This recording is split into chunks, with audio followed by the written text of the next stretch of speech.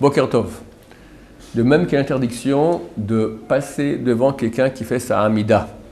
Quelqu'un pendant sa prière de Shemona Esrei, tant qu'il n'a pas fini, on ne peut pas passer devant lui, c'est interdit.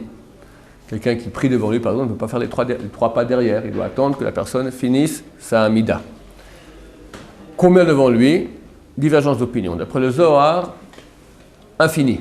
Tant que le type devant te voit, le type qui fait la Hamida sous les yeux, il verra le type devant lui, on ne peut pas passer devant lui. Même 100 mètres, 200 mètres, tant qu'on est dans le même domaine, évidemment. D'après la halakha simple, Shulchan Aruch, non, 2 mètres. Au-delà de 2 mètres, on peut passer devant lui. A priori, les Sfaradim font comme le Zohar, donc on fera attention, si possible, de ne pas passer devant la personne qui prie si c'est plus de 2 mètres. S'il y a nécessité, on peut alléger la loi comme Shulchan Aruch et dire que jusqu'à 2 mètres c'est valable, plus de 2 mètres ça va. Pourquoi? 2 raisons ont été données à cela. Une, parce que ça dérange la personne qui prie. Deuxièmement, parce qu'il y a la shrina qui est en face de lui. Quand on passe, on fait écran entre la shrina et lui. Cette loi est valable aussi pour le Kaddish. En tout cas, jusqu'au 5e Amen du Kaddish, donc Be'alma, quand une personne dit ce Kaddish-là, on n'a pas le droit de passer devant lui. Interdit. Combien? La même chose. D'après le Zohar, infini. D'après le Shulchan Aruch, 2 mètres.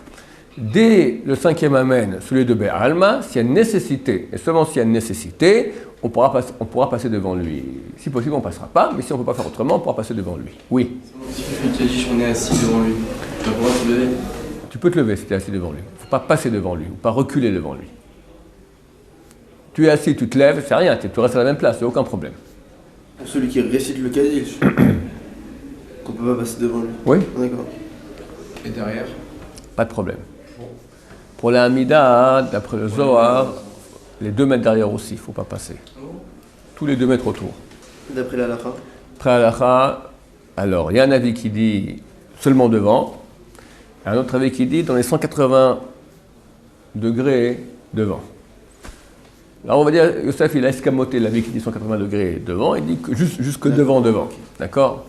Donc ça c'est d'après le sens simple. D'après le Zohar, c'est tous les 2 mètres qu'il y a autour. Bon, donc chacun fera le mieux possible. L'essentiel c'est devant. Celui qui veut plus marmire, 180 degrés devant. Celui qui veut encore plus marmire, 360 degrés autour de lui. Baruch Adonai, Amen.